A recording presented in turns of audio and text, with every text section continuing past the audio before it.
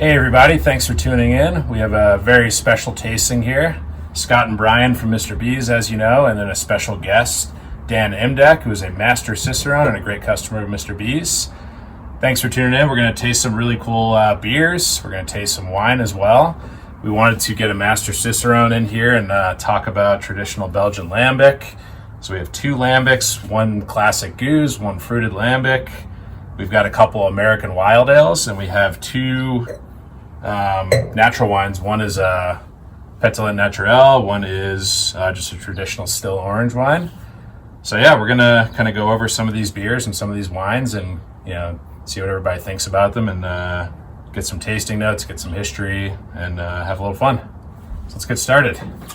We're gonna start with Dray Fontan Hoodoos. This is 5 years old of their traditional Hoodoos blend. Pour for these guys.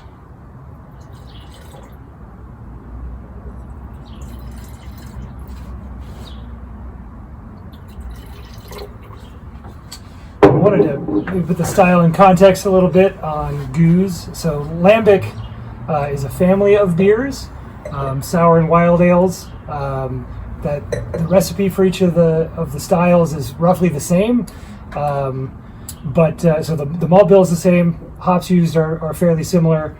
The differences are in the aging and blending period, as well as adding fruit or not adding fruit. So when you talk about Haute Goose, spontaneous fermentation is the big buzzword there. Most beer styles are fermented with one organism, potentially two, and your typical goose could be as many as 200 organisms. So no yeast is pitched when brewing goose or any lambic style of beer. It's all the natural microbes that are in the air, that are in the brewery itself, that live in the barrels. So highly variable, highly unpredictable process that can take 3+ years to make. So in traditional goose is a blend of 1, 2, and 3-year-old lambic. And each of those vintages kind of plays a part in the final flavor profile. These beers, I get a lot of green apple acidity, kind of sour characteristics, but the microbes and the oak aging process kind of impart different characteristics over time, and it's just really interesting to try different variations of this from different producers from Belgium and otherwise, just to kind of see how time and oak affect a similar recipe. Yeah, these beers are constantly developing as they age, and being that this has been aged for about 5 years, for those of you Lambic nerds out there, you'll see this is the old label, unlike the new screen printed label that they're featuring these days. This was bottled in February of 2014, so it's definitely got a little bit more funk, which tends to develop over time. Some nice lemon tartness to it. Yeah, I get the big lemon, green apple, and then as you taste it, so that stone fruit kind of comes out, a little bit of like tart apricot, jammy apricot. Yeah. And then that earthy character, but it's not overwhelming. Some lambics can have really big barnyard or wild character, and this one to me is in balance, and I think that's what the Belgians go for a lot of times, is this harmony. And some American producers, when they've tried to replicate these beers, they have a different approach, right? So they want either acidity, fruit, funk to kind of be the star of the show, whereas for Belgians, a lot of times it's kind of a harmonious mix. Right, more kind of hit you in the face in the American side. But it seems like it's, even though it's definitely balanced out and mellowed out, it's developed quite a few really nice complexities to it. Yeah. Awesome. Great. Cool. That was great. Thanks for sharing that with us, Scott. Absolutely. Yeah. Let's check in with Tilken Ketch. I'm probably saying that wrong, but I don't think anybody knows how to say it outside of Belgium. Yeah. So this is a really cool lambic, old lambic aged on plums. And so plums is kind of a unique fruit to add to fruit lambic. The most traditional fruit lambics would be Kriek, which has cherries in it, or Framboise, which has raspberries in it. But now there's peaches, apricots, plums, wine grapes, any kind of fruit you can imagine is now being used for fruit lambic. And so plum's a little bit unique. One thing with this and the traditional Belgian approach, with all those wild microbes, being active over 2 to 3 years, most of the sweetness and the sugar from the fruit is going to be gone. So it's not going to be a fruit bomb or like what a lot of people are expecting due to some of the more mainstream lambics, the traditional ones. You get the essence, but the acidity and the tannin quality of the fruit is really what you get out of there in the end. Yeah, I get this perfumey plum thing always going on with this beer. A little more sour than the first one we tasted because of the fruit, but still in balance. I'm not puckering my face or worried about how sour it is. I just get perfumey plum, and it's kind of blended in with that base beer. And the word balance comes back to mind as we were just discussing. Yeah. Yeah, it's funny. Sometimes with older age lambics, it's such a controlled chaos and such a variable product. Yeah. A lot of times you'd expect a younger beer to have higher carbonation, but lots of times I'll pop, an older lambic and we'll have more carbonation than it did when I first tasted it fresh. Yeah. So. And that Brettanomyces just, it keeps working over time. So flavor changes, scavenges oxygen. So, some of the unpleasant things that might come about from aging other beers, you can age these for years, decades sometimes. So Yeah. this is really nice. That's got the floral plum to me is like spot on. It's a candy-like essence to that. Yeah, it's kind of like a nice fruit roll-up, really pretty. Yeah. Yeah, that floral character is great. I think plums are one of the more fun, more accentuating fruits that you can add to a lambic or an American wild ale without kind of taking over the beer like some of the fruits can do. More reserved, more balanced, less heavy-handed fruit, just tucked in there, not the star of the show. Mm-hmm. Yeah.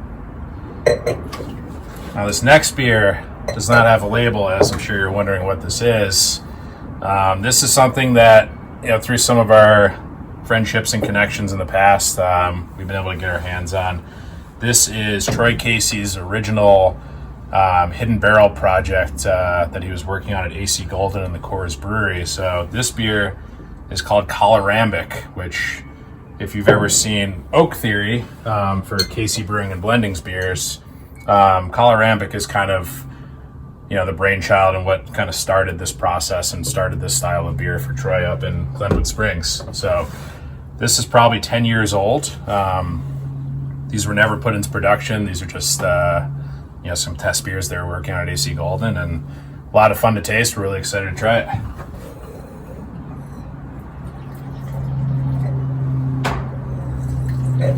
Yeah, some of us are just lucky to get the invite over here, I'm feeling like this is a good way to spend an afternoon. Not a bad Monday. No.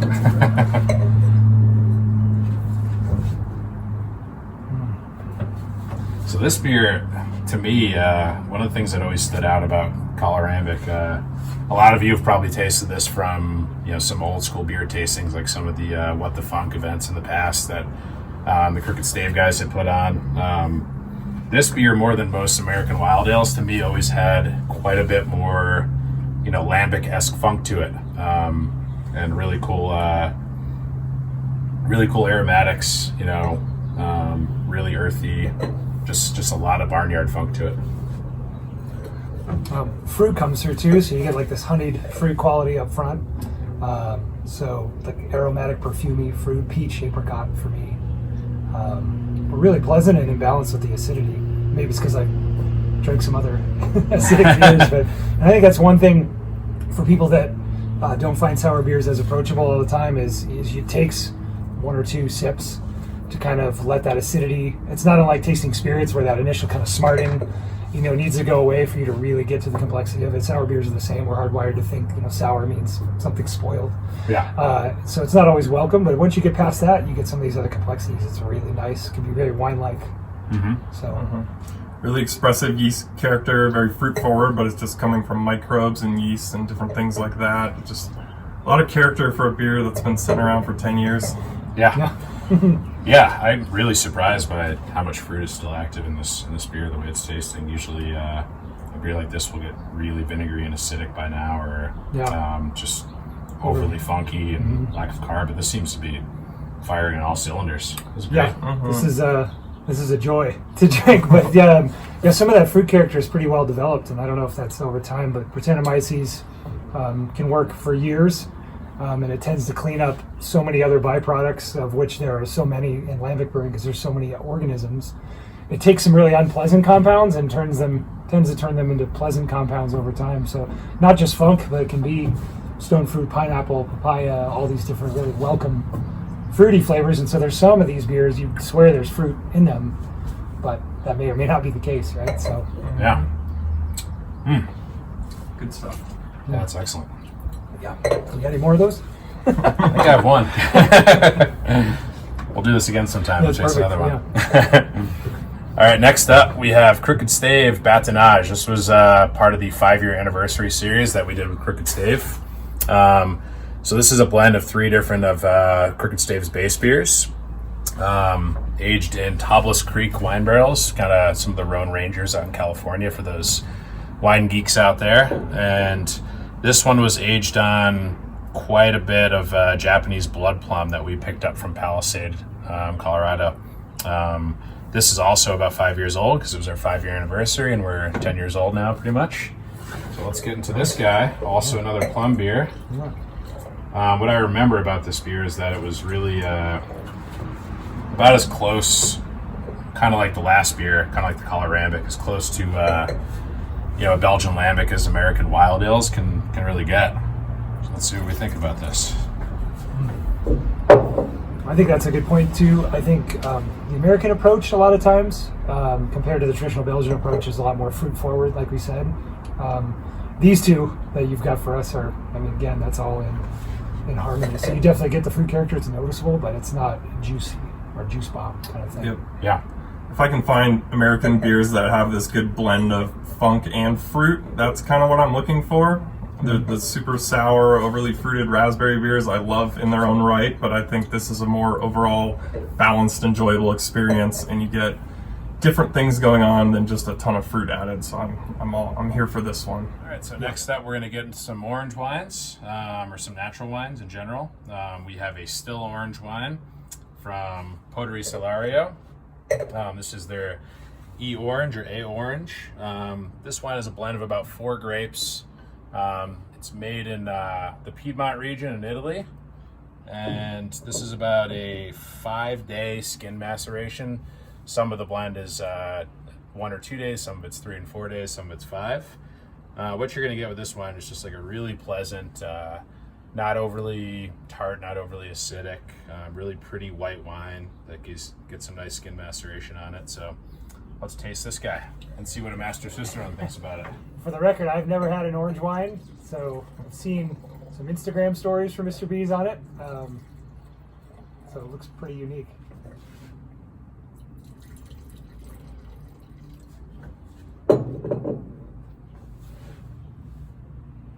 Yeah, so I think the goal of this wine was to really, get a really nice fresh take on almost like a summer orange wine. It's coming out in the spring, summer months here, and it's really pretty. It's really aromatic. It's got a nice honeysuckle note to it. Everything this producer's done, we've been a really big fan of. Some of their reds, some of their whites. Just really well received by wine geeks and really well received by just kind of people who are interested in exploring and trying new wines at our shop, which we always get excited about. It's like honeyed apple, honeyed pear for me. Mm-hmm. Noticeably stronger than the beer versions of these. Right. A really nice mix of fruit and acidity, and then just like a earthy background. It's clean, it's approachable. Be a great wine to try out if you've never had an orange wine before and you kind of wanted to get a grip of what they're all about without confusing your palate too much, because it's kind of easy to tell what's going on here. But yeah, just a good foray into orange wine for me. Yeah, very approachable. I think most wine drinkers or white wine drinkers who haven't tried natural wines or orange wines, this would be a great place to start, like Bryan said. Yeah, not huge funky bread character or anything like that. So it's kind of, I didn't know what to expect. So it's interesting. Yeah, they certainly can be. Sometimes they're very funky, very earthy, very tart and acidic. But this is a great intro, and I think we have this in stock. I think if you haven't tried much natural orange wine before, definitely something you should consider checking out and giving a shot. Give us a call. We have a limited amount of it, but it's still in stock currently. The next wine we're going to try is one of my favorite natural wine producers. This is Partida Cruz, Anonimo Ancestral. This is from kind of northeastern Spain, Catalonia area. This guy is actually a pet nat or Pétillant naturel. So this wine does a kind of single fermentation starting in mostly clay amphora outside of the bottle and then finishing its fermentation in the bottle. So what you get is a sparkling wine that's not quite as carbonated and aggressive as like a champagne or traditional wine like that would be. You just get some nice effervescence and some nice sparkling character. And this is actually a rosé blend of about 4 red grape varietals. Definitely one of the most consistent, one of the most impressive natural wine producers, certainly becoming one of my favorites the more I taste through their wines. And it's kind of like Lambic, like we were tasting before. It's such a, controlled chaos. It's such a, a variable technique in winemaking or in beer making with lambics. A lot of bottle and batch variation, vintage variation. But these guys, I've been really impressed with how consistent they are and how they're able to, put out some really clean, impressive wines that aren't, too much in terms of variation with, bottle to bottle when you buy a case. So let's taste this guy.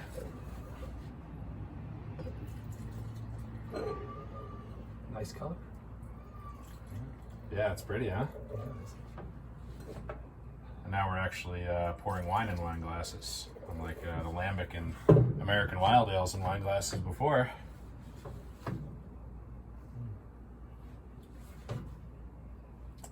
That's spectacular. Isn't that? Yeah. It's also perfumey, but it's definitely a little bit more of like a musky perfume character. It's not like that, like floral, like the white from 4 was. Yeah, But a lot of fruit too, not just like musk and pumpkin. yeah. It's not super tart. The carbonation really, really livens it up. Get a lot of cranberry. I get a lot of texture from the carbonation, which is why I'm interested by these naturally sparkling wines, is because they share some characteristics to sour beer and American wild ales that we've come across, where you get different elements of fruit, maybe a little funkiness, and just a little effervescence or carbonation to pick it up a little bit. That's why I've really been intrigued by these wines as I've learned more about them. Yeah, I mean, it's just not as sweet as some of the bigger, sweeter wines, not as acidic for like some of the refreshing wines that are out there. It's just kind of this mix of jammy fruit. I think cranberry was great. It's like this wild berry mix of wild berry jam. Yeah, but both just, you guys said cranberry and yeah, wild there's berry. no, I mean, there's a lot of, there's to me a lot of fruity complexity just going on in there. That you said it's a blend of 4 grapes, so Yeah. I guess that makes sense. And Yeah, definitely. Lots of times blending is a big positive in single varietal stuff. Yeah. Really, much like blending multiple vintages or seasons of lambics, can really bring out a lot of, different aspects and blend together nicely. yeah, What a wine. This is excellent. Partida Cruz, Anonimo Ancestral, or AA as some of us are calling it because it's a little bit easier to say. We've got a bunch of their wines in stock right now. Huge fans of these guys. I think we have 5 or so in stock right now, and this one, another fact about this one is this is aged for 5 days on skins. Spontaneous fermentation. Both of these are spontaneous fermentation. Really, really impressive stuff. Highly recommend you check them out. They don't cost too much either. So give us a call. Check out our website, and we can get some orders together for you and try these out. And I want to thank Bryan for coming in today on his day off and tasting with us. Didn't have to do that. Thank you for doing that. Hell of a lineup. I'd come by any day for this kind of lineup. So. And big thanks to Dan Imdieke. Thanks so much for coming out. Master Cicerone, really a special treat for us to be able to have this group and taste through the stuff with you guys. And we hope you enjoyed it, and hope you try out some of these cool natural wines, and hopefully you can find some of these beers that are still out there in a couple stores or online or something, because they're excellent. Thanks so much. Thanks. thanks.